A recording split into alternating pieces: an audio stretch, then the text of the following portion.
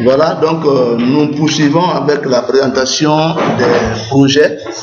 Cette fois-ci, c'est Djetiné Mohamed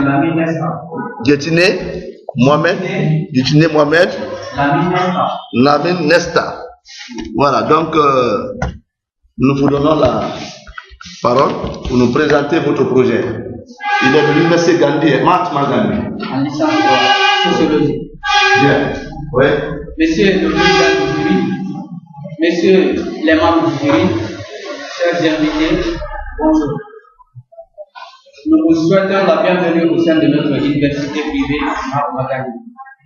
C'est un aimable plaisir pour nous de vous présenter ce matin le contenu de notre projet de recherche intitulé La consommation de la drogue des jeunes dans la commune de Maputo. Ce projet de recherche constitue une étape très importante à la fin de notre étude supérieure. L'objectif général de cette recherche est d'expliquer le comportement des jeunes qui se livrent au phénomène de la consommation de la drogue dans la vie commune. Au-delà de son objectif général, cette étude s'est aussi fixé quelques objectifs spécifiques et nous allons énumérer comme suit. Identifier les catégories des jeunes drogués ou toxicomanes dans cette commune, cerner les causes de la consommation de la drogue par ces jeunes de la commune, mettre en évidence les conséquences qui en résultent et aussi proposer des solutions. La raison du choix de ce terme sont les suivants. La première raison qui nous a poussé vers le choix de ce terme est liée à l'obtention de notre diplôme en licence sociologie. La deuxième raison, c'est sa pertinence sociale, en ce sens que c'est un thème réel d'actualité auquel est confrontée notre société actuelle. La troisième raison, c'est aussi sa pertinence scientifique, parce qu'il est moins traité par les scientifiques ou les chercheurs. Nous sommes partis d'un constat attentif à travers l'observation comme source d'inspiration. Cette observation nous a montré que la majeure partie de la jeunesse de Maputo serait livrée à cette pratique. La question de recherche dans cette étude est d'expliquer l'ampleur de ce phénomène dans la dite commune. Dans ce projet, 4 concepts clés ont été retenus. Il s'agit de le concept de drogue, le concept de responsabilité, le concept de parents et le concept de jeunes. Aussi, 2 grandes théories ont été choisies pour mieux expliquer ce thème. Il s'agit de la théorie de l'interactionnisme et celle du fonctionnalisme. La théorie de l'interactionnisme désigne une situation où non seulement les acteurs interagissent, l'action de l'un est impossible sans l'autre. La théorie du fonctionnalisme est une théorie qui appréhende les sociétés à partir des institutions, assurant leur stabilité et structurant les comportements individuels. Cette théorie considère la société comme un tout dont l'équilibre dépend de l'intégration de ses diverses composantes.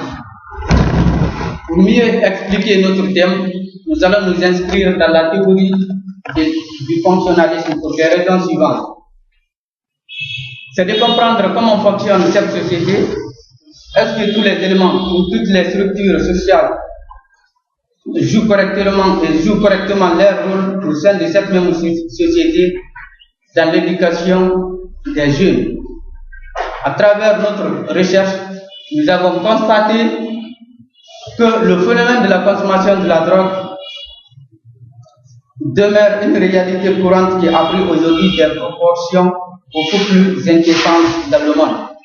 Présentement, à travers la planète, environ 200 à 210 millions de personnes âgées de 15 à 64 ans font usage de drogues illicites dans le monde.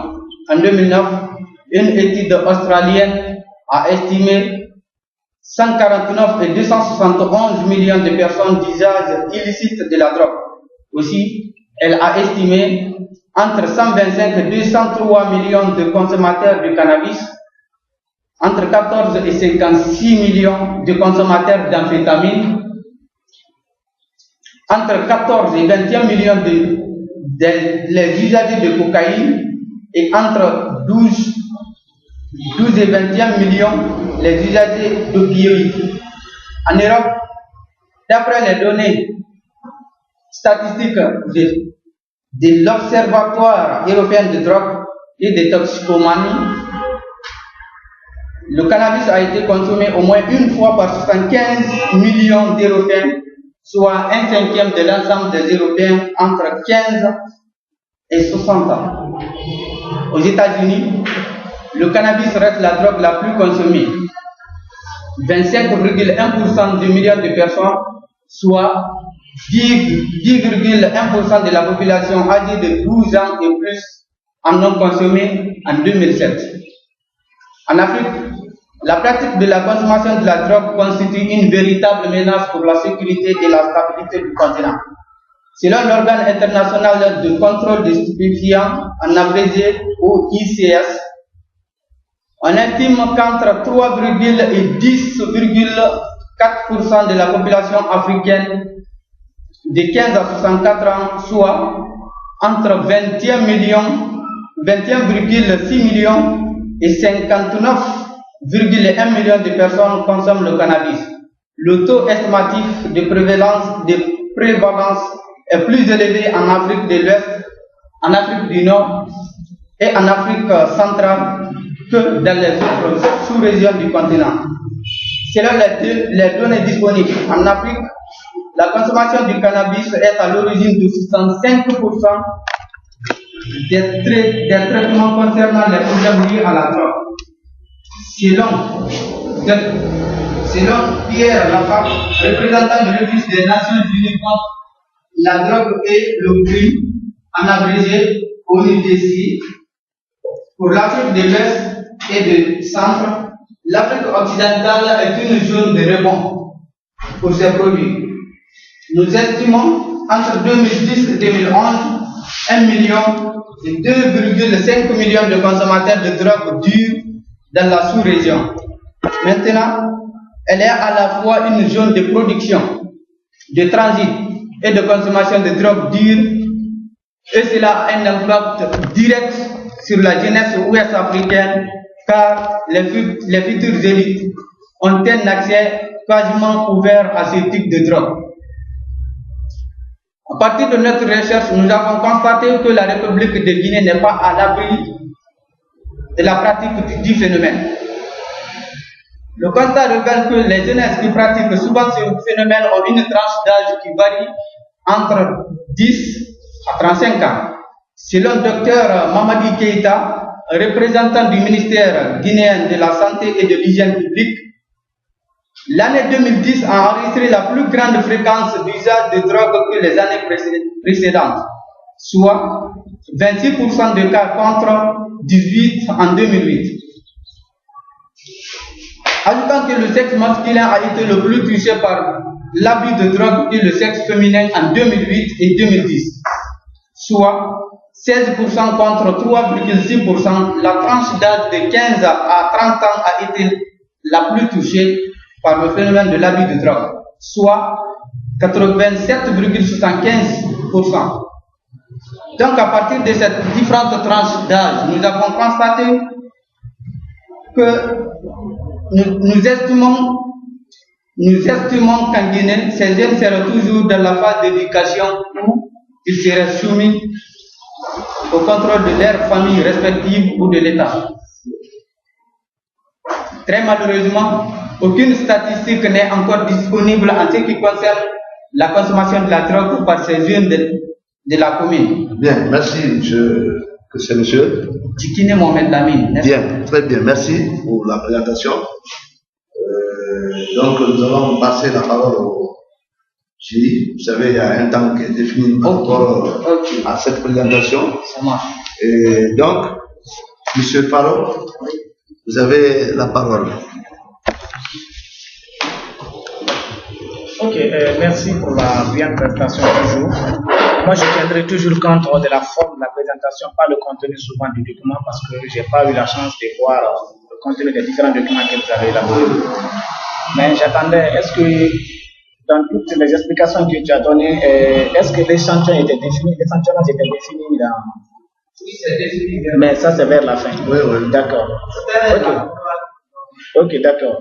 Maintenant, l'un des reproches que je vais te faire, c'est que tu répètes beaucoup.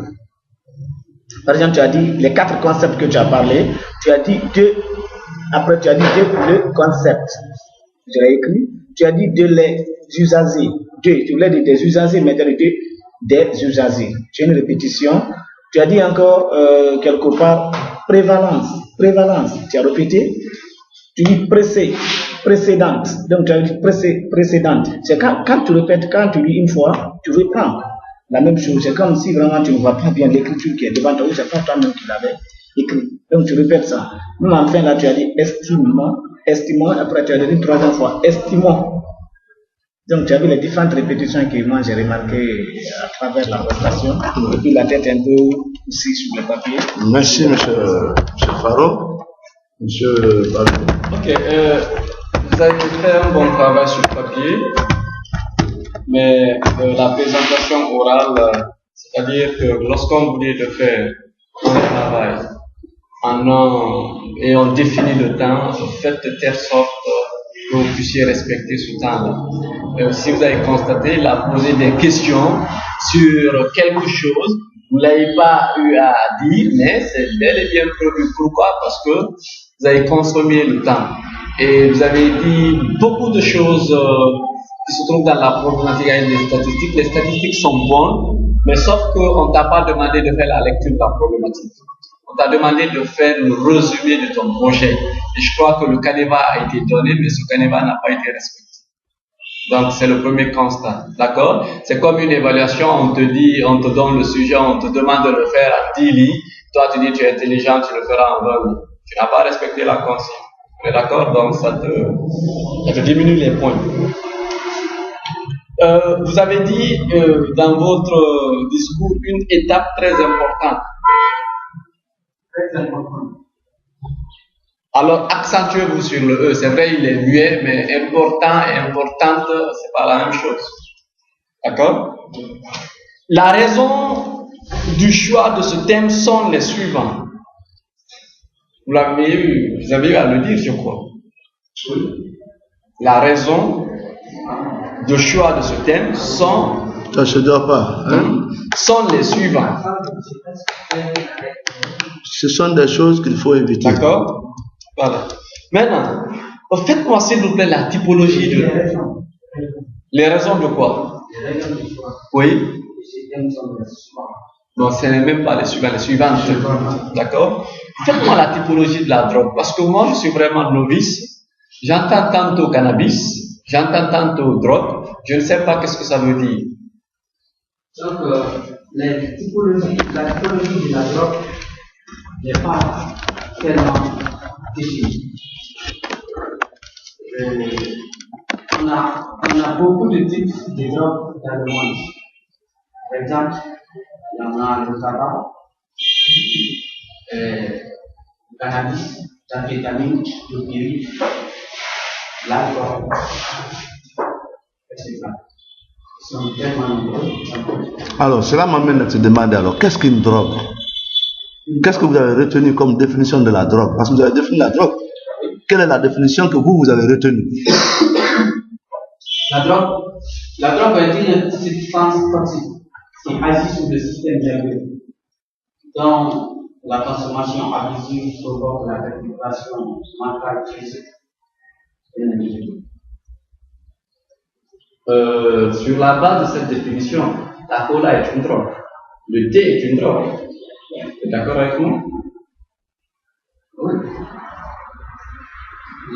Non, sur la base de la définition. Oui, oui. Même les comprimés sont des Voilà. drogues. Les comprimés, parce que quand on prend certains comprimés, comme tu as dit, ça. Il y a des comprimés qui comportent des éléments santé en rapport avec la... Oui, oui. Ok, encore une fois, maîtrisez vos concepts. Donc,